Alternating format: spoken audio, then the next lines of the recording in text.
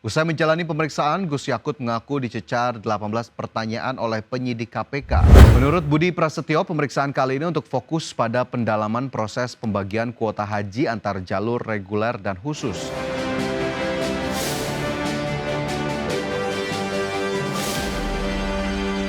Pemirsa, mantan Menteri Agama era Presiden Joko Widodo, Yakut Khalil Qoumas, diperiksa KPK hampir 7 jam di Gedung Merah Putih KPK Kuningan pada Senin kemarin. Gus Yakut terpantau tiba di KPK pada Senin pagi pukul 9:18 waktu Indonesia Barat dan selesai diperiksa pukul 16:22 waktu Indonesia Barat. Usai menjalani pemeriksaan, Gus Yakut mengaku dicecar 18 pertanyaan oleh penyidik KPK. Pemeriksaan kali ini untuk memperdalam penyidikan terkait kasus dugaan korupsi kuota haji 2024. Adapun terkait materi yang dibahas, Yakut enggan menjelaskan secara rinci dan melimpahkan kepada pihak KPK untuk menjelaskan. Terkait surat keputusan pembagian kuota haji 2024 yang menjadi 50 untuk haji reguler dan 50 untuk haji khusus, Gus Yakut juga menginginkan agar penyidik KPK yang menjelaskan. Diketahui perkara korupsi kuota haji tahun 2024 telah naik ke tahap penyidikan. KPK juga telah melakukan penggeledahan rumah Yakut dan menyita sejumlah dokumen dan barang bukti elektronik. Tak hanya itu, KPK telah mengeluarkan surat untuk mencegah Yakut bepergian ke luar negeri dalam 6 bulan ke depan. Boleh diceritakan Pak apa yang didalami penyidik dalam kasus ini Pak? Ya, memperdalam keterangan yang saya sampaikan di pemeriksaan sebelumnya, di penyelidikan. Jadi ada pendalaman. Ada berapa pertanyaan yang didalami? Insya Allah kalau saya nggak salah ada 18. Soal Ya. apa aja Bu? Ya materi sampaikan. Soal pembagian kuota Ya, tentu terkait dengan persoalan yang sedang di... Gus, soal aliran dugaan fee terkait pembagian kuota itu gimana, Gus? Tanyakan ke penyidik. Soal SK yang 55. Juru bicara KPK Budi Prasetyo memastikan pemeriksaan mantan Menteri Agama Yakut Khalil Qoumas kali ini merupakan pemeriksaan pertama pada tahap penyidikan. Pada pemeriksaan sebelumnya hanya sebatas tahap penyelidikan. Menurut Budi Prasetyo, pemeriksaan kali ini untuk fokus pada pendalaman proses pembagian kuota haji antar jalur reguler dan khusus. Penyidik ingin mengungkap secara detail mekanisme pengambilan keputusan yang menghasilkan pembagian kuota 50-50% tersebut. Pemeriksaan kali ini juga diarahkan pada penelusuran dugaan aliran dana yang muncul dalam proses pembagian kuota tersebut. Melalui keputusan Menteri dilakukan plotting ya atau pembagian kuota haji khusus dan juga kuota haji reguler. Ya, jadi asal muasalnya didalami oleh penyidik kronologinya sehingga kemudian dilakukan plotting 50% itu seperti apa, dan juga terkait dengan dugaan aliran uang dari pembagian kuota haji tersebut itu juga didalami oleh penyidik dalam pemeriksaan hari ini. Dan pemeriksaan terhadap saudara YCQ hari ini adalah pemeriksaan pertama pada tahap penyidikan. Ya. Jadi pemeriksaan sebelumnya itu masih dalam tahap penyelidikan. KPK terus menelusuri dugaan korupsi kuota haji tahun 2024. KPK menyebut akibat kasus ini sebanyak 8.400 calon jemaah haji yang sudah mengantre selama 14 tahun gagal berangkat. Komisi Pemberantasan Korupsi menyatakan sebanyak 8.400 calon jemaah haji yang sudah mengantri selama 14 tahun gagal berangkat karena adanya dugaan korupsi kuota haji 2024. Dalam keterangan pelaksana tugas Deputi Penindakan dan Eksekusi KPK Asep Guntur Rahayu menyebutkan, ribuan jemaah tersebut tidak bisa berangkat haji karena Kementerian Agama memutuskan membagi tambahan kuota 20.000 jemaah secara merata. Masing-masing 50% untuk haji khusus dan 50% untuk haji reguler. Pada Undang-Undang Nomor 8 Tahun 2019 tentang penyelenggaraan ibadah haji dan umroh telah menetapkan bahwa 92% kuota diperuntukkan untuk haji reguler dan kuota haji khusus ditetapkan sebesar 8%. KPK juga mengungkapkan bahwa kuota haji khusus dibanderol antara Rp200 juta hingga Rp300 juta per orang. Sementara kuota haji forodha dipotok hingga sekitar 1 miliar per orang. Dari biaya tersebut diduga terdapat kelebihan antara 2.600 hingga 7.000 US dollar yang kemudian disetorkan kepada terduga pelaku korupsi kuota haji di Kementerian Agama. KPK menaksir kerugian negara dalam perkara ini mencapai Rp1 triliun.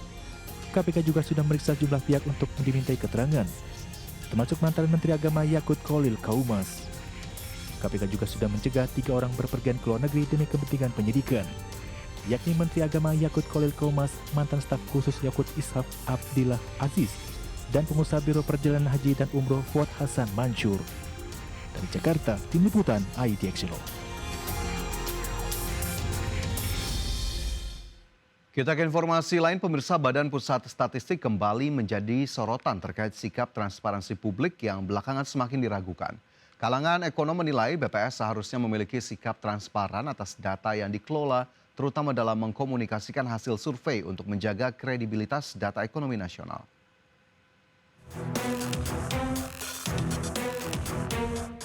Badan Pusat Statistik kembali mendapat sorotan para ekonom atas kinerja penyampaian dan transparansi data-data ekonomi.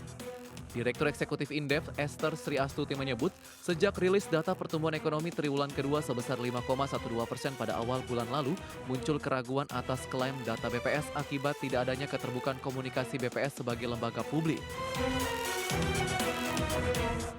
Esther menilai, jika memang terdapat perubahan metode perhitungan atau perubahan skema rilis data, pihak BPS dapat lebih terbuka dan dapat mengkomparasi perubahan tersebut secara fair. Hal tersebut diperlukan demi memastikan data yang disajikan kredibel. Gitu. Nah, saya dengar juga ini ada perubahan metode. Kalau menurut saya, ya kalau transparansi dan komunikasi publik yang baik gitu ya. Kalau ada perubahan metode ya dikemukakan. Namun di sisi lain, kalau ada perubahan metode kan harusnya apple to apple ya. Kalau tahun lalu menggunakan metode A, maka di sini tahun sekarang ya harus menggunakan metode B gitu. Jadi biar apple to apple. Sementara Direktur Eksekutif KOR Indonesia Muhammad Faisal menyatakan, transparansi data dari BPS akan membuat data ekonomi nasional lebih kredibel. Sebab data ekonomi yang secara resmi dikeluarkan oleh negara merupakan data yang seharusnya dipastikan valid dan terjaga karena akan dipakai sebagai rujukan kebijakan pemerintah maupun swasta. Nah, ini sangat menarik memang untuk melihat bagaimana reliabilitas dan kredibilitas dari lembaga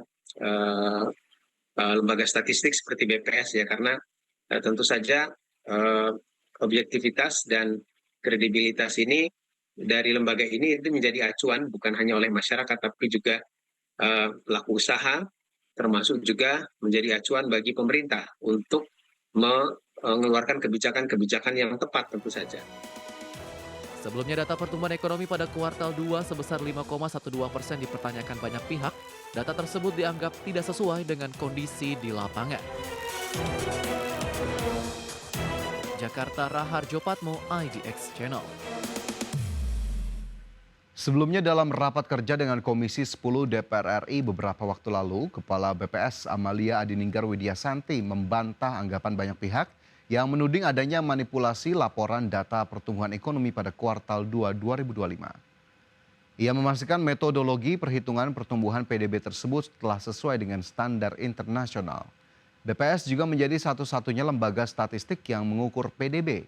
Ia mengatakan tugas BPS hingga saat ini mengukur kondisi ekonomi dengan data dan fakta, bukan sebatas proyeksi, seperti yang dilakukan sejumlah lembaga penelitian dan para ekonom. BPS melakukan pengumpulan data dari hasil survei yang dikumpulkan, termasuk data administrasi lainnya. BPS tugasnya adalah mengukur dengan data dan fakta. Kami tidak melakukan proyeksi dan kami juga tidak menghasilkan statistik ini dengan asumsi ataupun persepsi. Kami adalah satu-satunya lembaga statistik resmi negara yang menghasilkan PDB dengan cara mengukur dan mengumpulkan melalui 1058 variabel yang kami gunakan. Mohon izin, kalau lembaga-lembaga lain itu sifatnya adalah melakukan proyeksi ataupun perkiraan, Bapak, dengan model-model yang biasanya digunakan. Tetapi kami memang tidak boleh melakukan proyeksi, tapi kami mengukur dengan data yang kami kumpulkan melalui survei ataupun melalui data-data administrasi.